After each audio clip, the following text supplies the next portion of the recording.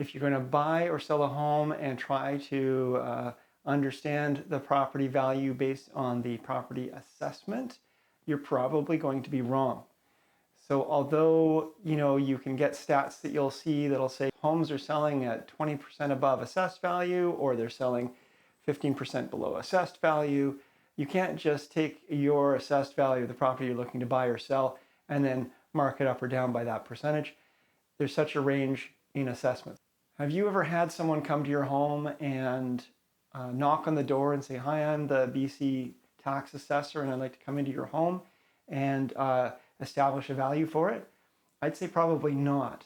And that's because the assessors are doing desktop assessments from their computers. They're doing assessments that are kind of broad brush strokes. And really what they're trying to do is create a sense of value in general.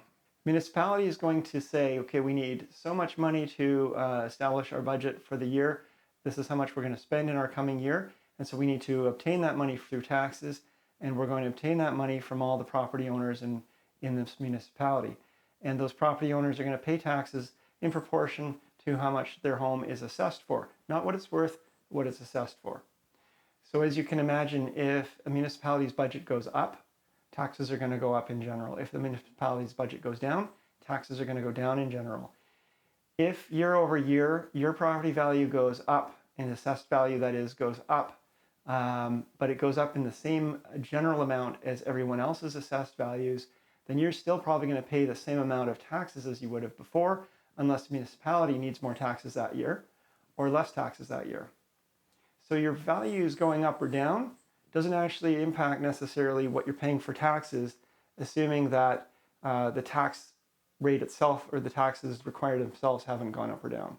We have something called the Tax Fighter's Guide, and it's available to you. Just send an email. I'll have a link below for you to obtain it.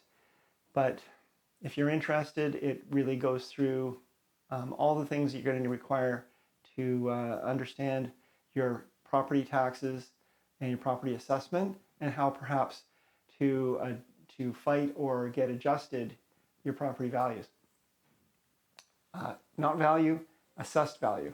Okay. Again, property value is going to be, depending on what frame you're looking at, is going to be usually from the realtor's perspective is going to be market value, and that's going to be what would a buyer and seller generally come to terms on for a home like this. And that can definitely be very different from what the assessed value is. Another key takeaway with assessed value is it's a fixed point in time, and so when your taxes property assessment comes out and is published in the new year, it's always based on past. And what things can skew the value, the property assessed value, that is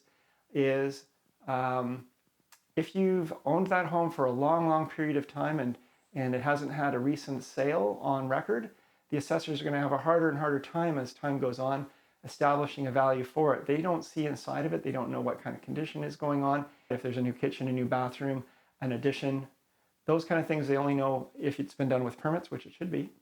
But they'll only know. And so again, property values can skew off from there. Is it beneficial to have the property assessed value high or low?